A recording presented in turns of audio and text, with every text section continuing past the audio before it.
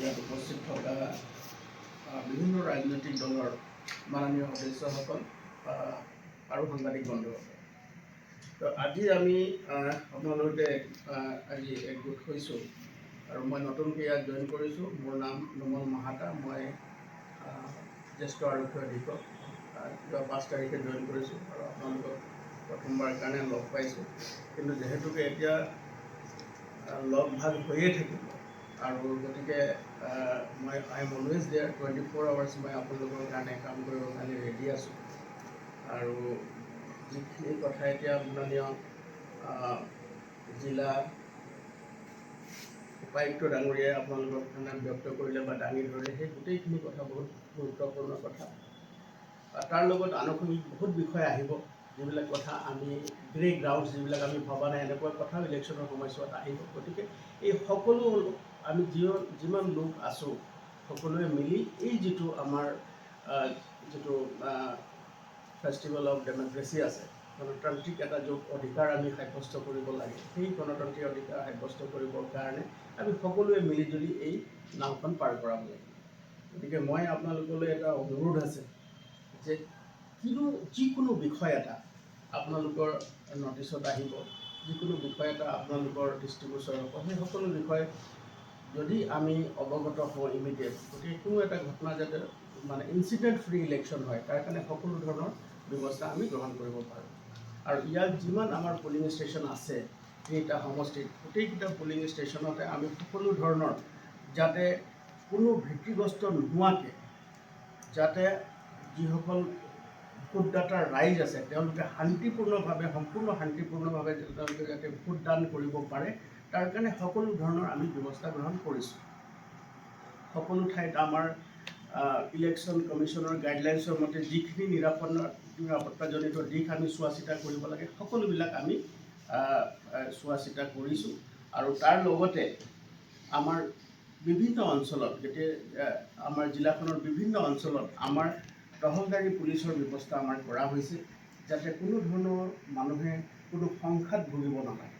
আৰু এই যিটো চেলিব্ৰেশ্যন আছে অফ ডেম'ক্ৰেচি, তাত তেওঁলোকে আনন্দ মনেৰে পাৰ্টিচিপেট কৰি ইয়াত আমি যেতিয়া ভোটদানৰ পাৰ্চেণ্টেজটো আৰু বঢ়াব পাৰোঁ, তাৰ কাৰণে আমি চেষ্টা কৰিব লাগে। আৰু এইকাৰণে এই যিটো বিষয় আছে, আমাৰ ৰাজনৈতিক দলৰ ব্যক্তিসকলৰ লগতে, সন্মানীয় সদস্যসকলৰ লগতে আমাৰ মিডিয়া বন্ধুসকল যিসকল আছে, তেওঁলোকে এই গোটেই বিষয়টো জনসাধাৰণৰ মাজত লৈ যাব লাগে। আৰু লৈ গৈ আমি সকলোৱে মিলি এই বিষয়টো যাতে মানে এই যিটো মানে ভোটদানৰ যিটো কাৰ্যসূচী আছে আৰু ইলেকশ্যনৰ যিটো কাৰ্যসূচী এইটো সম্পূৰ্ণ আমি সুকলমে যাতে সমাধান কৰিব পাৰোঁ, তাৰ কাৰণে আমি ব্যৱস্থা গ্ৰহণ কৰিছোঁ।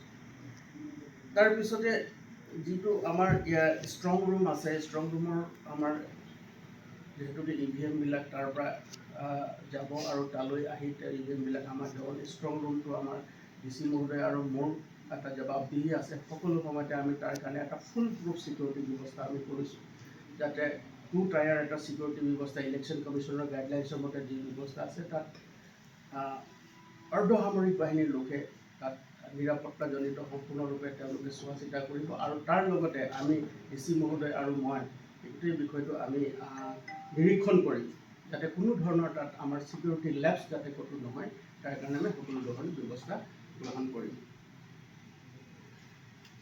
ইয়াৰ লগতে এতিয়া প্ৰথম প্ৰাৰম্ভিক যি এতিয়া কাৰ্যসূচী হ'ব, সেইটো হ'ল ইয়াৰ নমিনেশ্যন। আমাৰ যেতিয়া যিসকলে দলৰ যিসকলে সদস্য আছে বা দলৰ যিসকলে নেতৃত্ব আছে বা নেতাসকলে তেওঁলোকে ইয়াত নমিনেশ্যন কৰিবৰ কাৰণে তেওঁলোকে আহিব। গতিকে সেই সময়ছোৱাত যাতে আপোনালোকে সকলো ধৰণৰ আইন শৃংখলা বজাই ৰাখি আৰু এই যিটো কাৰ্যসূচী আছে সেইটো পালন কৰিব।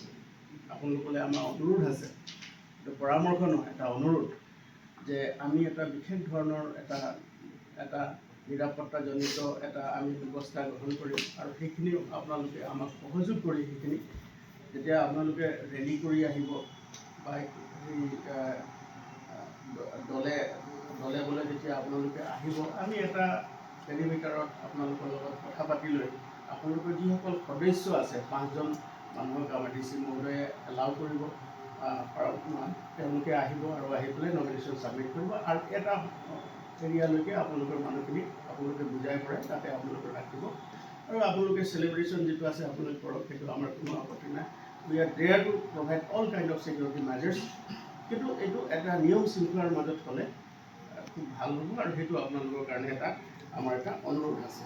আৰু এই সময়ছোৱাত এই গোটেই প্ৰচেছটো যেতিয়া চলি থাকিব, এই সময়ছোৱাত যিহেতু ছাৰে কৈছে যে মিটিংবিলাক হ'ব, সভাবিলাক হ'ব, ৰাজনীতি সভাবিলাক হ'ব, ৰেলীবিলাক হ'ব, এই সকলোবিলাকৰ যি পাৰ্মিশ্যনৰ ব্যৱস্থা আছে এইটো যাতে আপোনালোকৰ কষ্ট নহয়। গতিকে মই এটা কথা ডি চি মহোদয়কো আমি আলোচনা কৰিছোঁ যে আপোনালোকে যেতিয়া এটা অঞ্চলত যেতিয়া ফিল্ডত মিটিং পাতিব বিচাৰিছে, সভা কৰিব বিচাৰিছে, তেতিয়া আপোনালোকে তাৰ থানাৰ পৰাই এটা ৰিপৰ্ট লৈ আহি যেতিয়া আমাক দিলে আমি লগে লগে ডি চি মহোদয় দি লগে লগে পাৰ্মিশ্যন লৈ যাব পাৰোঁ। আপোনালোকে এপ্লাই কৰিলে, ডি চি মহোদয়ে মোলৈ পঠালে, তাৰপিছত মই থানাত পঠাম, থানাৰ পৰা আকৌ ৰিপৰ্ট আহিব, ৰিপৰ্ট অহাৰ পাছত সেইটো আকৌ মই ডি চি মহোদয়ৰ তাৰপাছত ল'ব। এইটো এটা বহুত দীঘলীয়া প্ৰচেছ হৈছে। গতিকে মেক ইট ইজি, কাৰণ আমি we are there for the public service. গতিকে আপোনালোকৰ যাতে এই বস্তুটো কোনো অসুবিধা নহয় আৰু সোনকালে যাতে, কাৰণ কেতিয়াবা এনেকুৱা মিটিংবিলাক হ'ব খুব শ্বৰ্ট নটিছত হ'ব। শ্বৰ্ট নটিছত হ'লে আপোনালোকৰ সময় নাথাকিব, আমাৰ সময় নাথাকিব।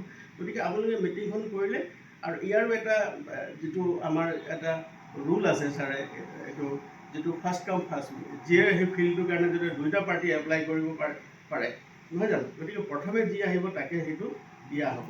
গতিকে আপোনালোকে সেইধৰণে য'ত য'ত সভা সমিতি পাতিব প্ৰথমে ঠিক কৰি লৈ আমাক যদি সেইটো পাৰ্মিশ্যনৰ কাৰণে যদি আপোনালোকে যেতিয়া ব্যৱস্থা গ্ৰহণ কৰিব, তেতিয়া এই ধৰণে যদি প্ৰথমে আপুনি থানাৰ পৰাই যদি ৰিপৰ্টটো লৈ আহি আমাক দিলে, আমি লগে লগে বস্তুটো তাত ৰিপৰ্ট লিখি ডি চি মহোদয়ক দিলোঁ, ডি চি মহোদয়ৰ পৰা আপোনালোকে একেদিনাই এইজন মানুহে এইটো পাৰ্মিশ্যনটো লৈ যাব পাৰে।